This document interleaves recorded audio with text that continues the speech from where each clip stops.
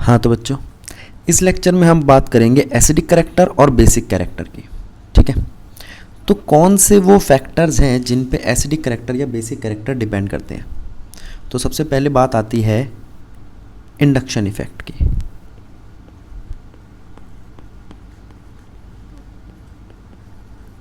Induction effect या I effect होता क्या है। देखो, पहली बात तो ये कि एक परमानेंट इफेक्ट है।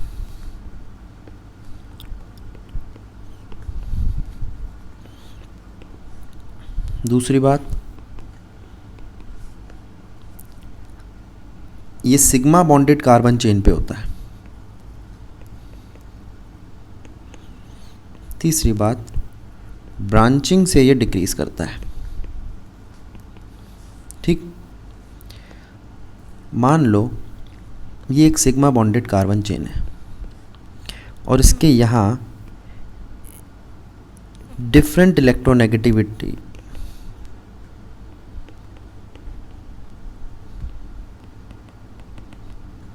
वाली कोई केमिकल स्पीशीज है।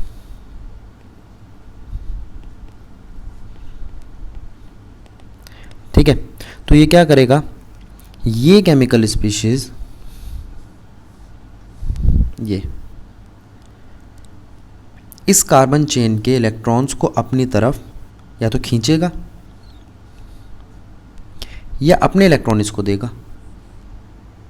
तो ये इस पे इफेक्ट डालेगा, पहले कार्बन पे थोड़ा सा, दूसरे पे बहुत थोड़ा सा, तीसरे पे और बहुत थोड़ा सा, और चौथे तक वो इफेक्ट खत्म हो जाएगा। उस इफेक्ट का नाम है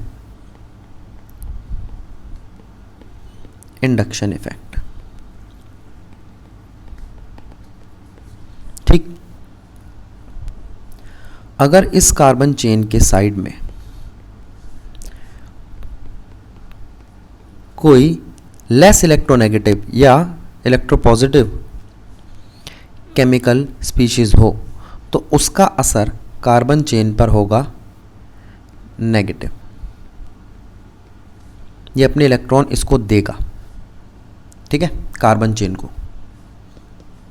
ठीक है, एक बात, इसे हम कहेंगे positive I effect.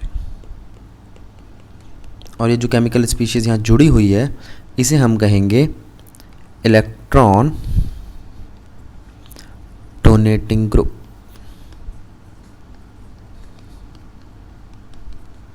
Releasing group भी बोल सकते हो, जो मन करे, उससे कोई फर्क नहीं पड़ता। ठीक है, फिर बात आती है माइनस आई इफेक्ट की। माइनस आई इफेक्ट में फिर वही कार्बन की चेन ली,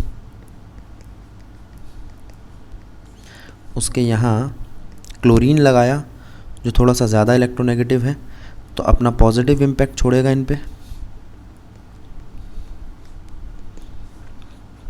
इनसे इलेक्ट्रॉन अपनी तरफ खींचेगा और इसको हम कहेंगे इलेक्ट्रॉन विथड्रॉइंग ग्रुप। जो मर्जी कह लो, इलेक्ट्रॉन विथड्रॉइंग ग्रुप, इलेक्ट्रॉन खींचोइंग ग्रुप, जो मन चाहे, उससे कोई मतलब नहीं है। आपकी केमिस्ट्री पे इससे कोई फ़र्क नहीं पड़ता कि इसका नाम क्या रखा गया। ठीक है, अच्छा जी, अब इलेक्ट्रॉन विथड्रॉइंग ग्रुप की बात हो गई।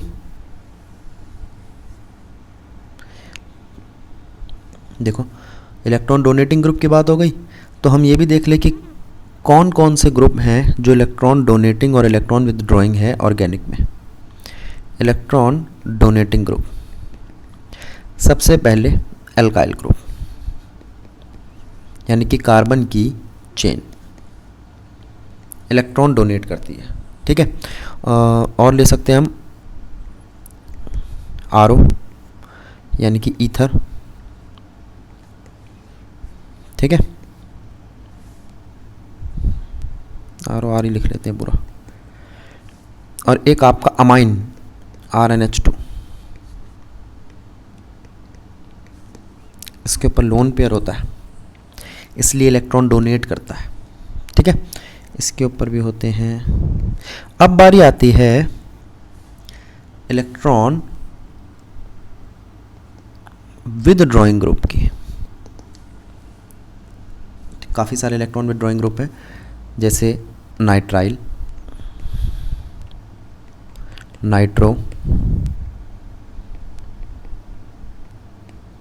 हाइड्रोक्सी, हेलोजन, कार्बोक्सिलिक और कार्बोनाइल भी थोड़ा सा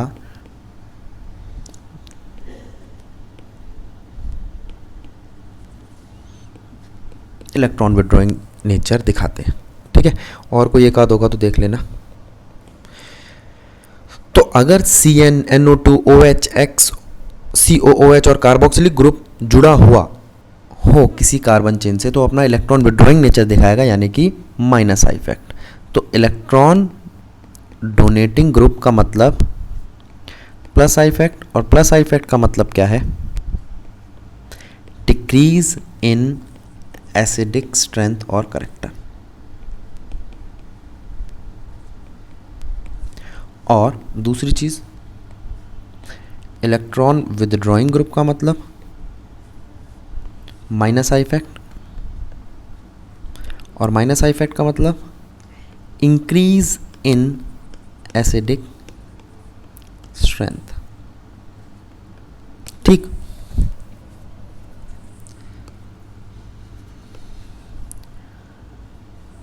तो ये तो हुआ आपका एसिडिक स्ट्रेंथ। एक तो चीज़ ये हुई कि इसी को इन्वर्स कर देंगे तो बेसिक स्ट्रेंथ बन जाएगी, लेकिन बेसिक स्ट्रेंथ अमाइन ग्रुप की कुछ और फैक्टर्स पे भी डिपेंड करती है।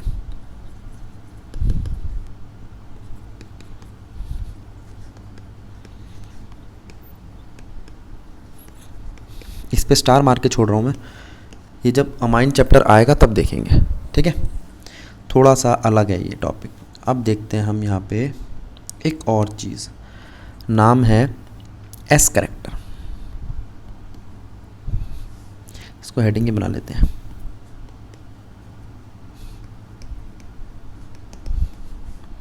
अब एस कैरेक्टर कैसे देखा जाता है? ये देखा जाता है हाइब्रिडाइजेशन से।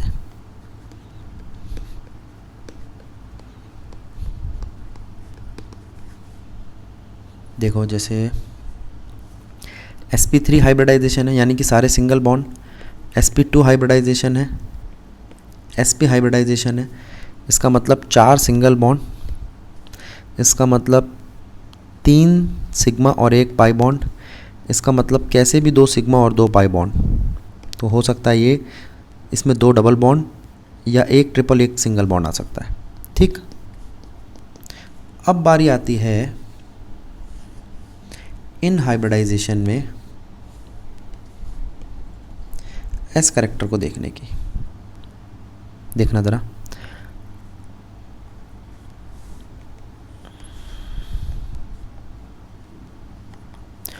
अब sp3 में S 1/4 कैरेक्टर लेकर बैठा, यानी कि 25%। भैया एक S है, 3 P है, तो इसका हिस्सा कितना हुआ? सब में 25-25% बढ़ गया ना। और अगर मैं इसकी बात करूं तो यहाँ 33%। फिर वही आपकी आसान सी गणित। ठीक है, और इसमें बात करूं तो 50%। अब ये तो बात कर ली, लेकिन इसका एसिडिक स्ट्रेंथ से क्या लेना देना है?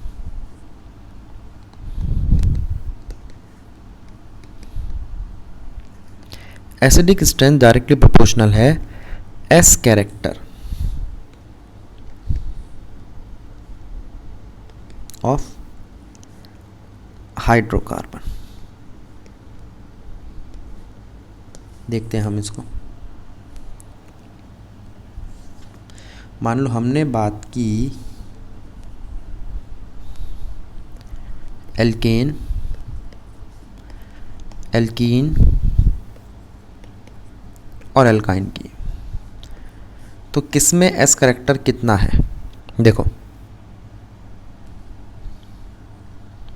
एल्केन में 25%, एल्कीन में 33 और एल्काइन में 50%।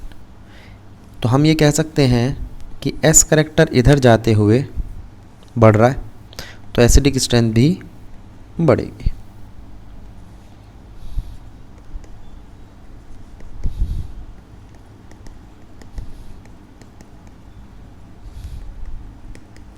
ठीक, खत्म करें इस बात को।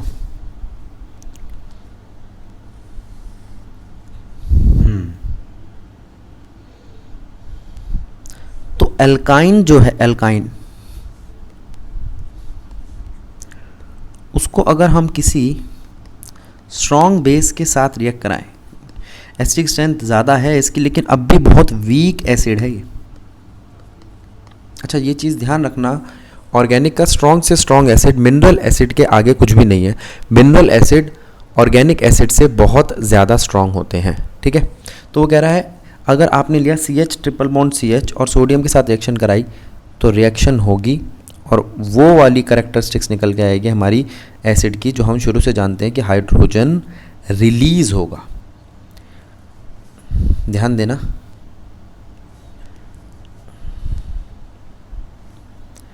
Hydrogen release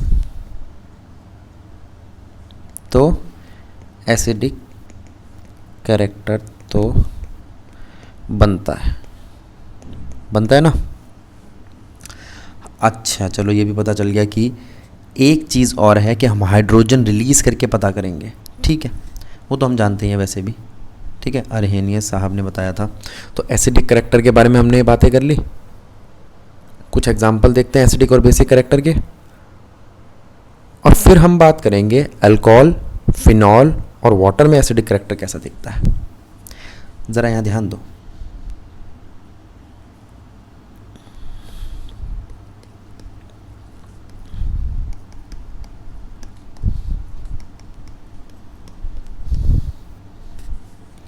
arrange following in increasing order of acidic character।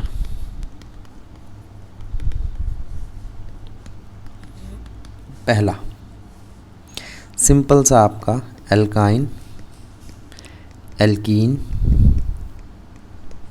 Alkene, और रीज़न क्या बनता है, एस कैरेक्टर, ठीक है। दूसरा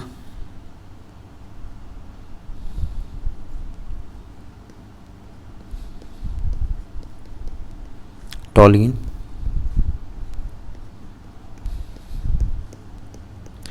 टॉलिन के मेटापेक CH3,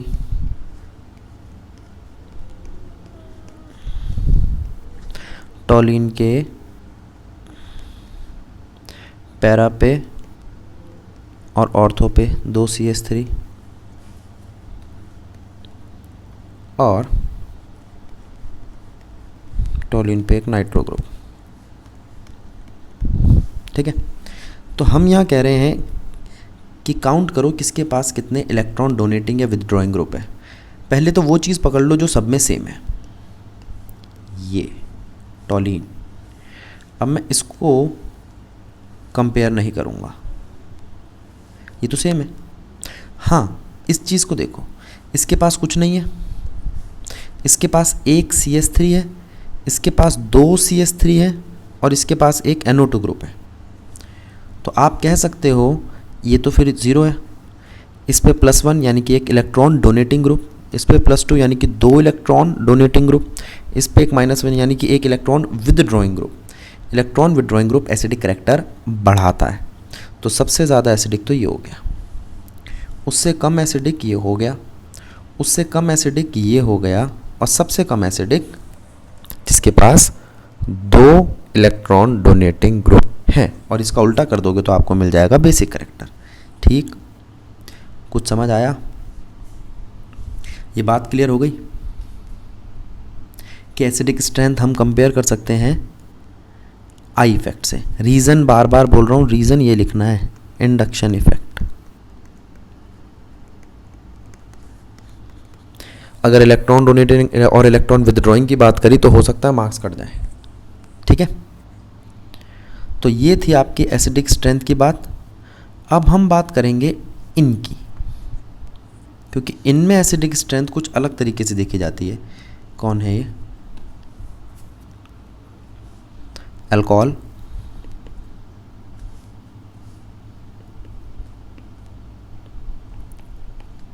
वाटर, ROR और फिनॉल।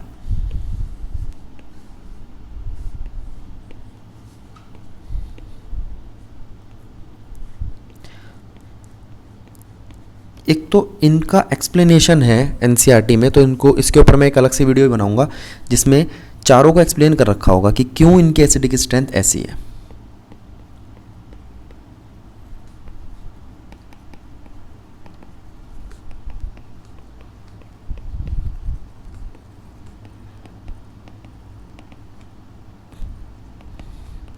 ठीक, ज़रा ध्यान देना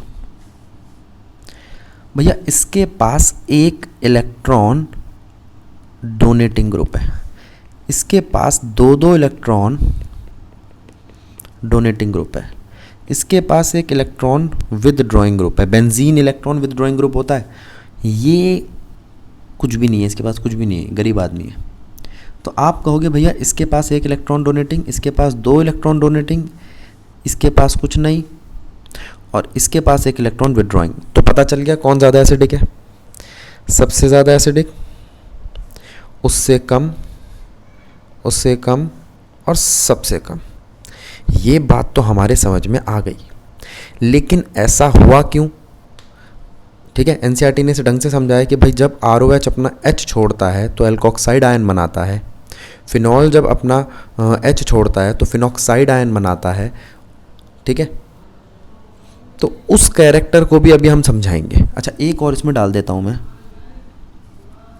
RCOOH और बेंजीन के ऊपर COOH, ये सबसे ज़्यादा एसिडिक है, क्योंकि RCOOH और बेंजीन के ऊपर जो COOH लगा है, ये H आयन छोड़कर जो कंपाउंड बनाते हैं, जो आयन बनाते हैं, यानी कि ये बनाता है कार्बोक्सिलेट आयन और ये बनाता है बेंजोएट आयन, वो ज़्यादा स्टेबल होते हैं। वहाँ पे स्टेबिलिटी का रीज़न होने का आपका रेजोनेंस। ठीक है, उसको हम डिस्कस करेंगे नेक्स्ट क्लास में। ठीक है, यहाँ पे आपकी बेसिक एसिडिक स्ट्रेंथ की बातें हो गई हैं। अब हमें एक्सप्लेन करना है एसिडिक स्ट्रेंथ। नेक्स्ट लेक्चर में बात करेंगे हम एसिडिक स्ट्रेंथ अल्कोहल की, फिनॉल की, कार्बोक्सिलिक एसिड की और बेंजोइक एसिड की। ठीक है, इसकी बात करेंगे हम।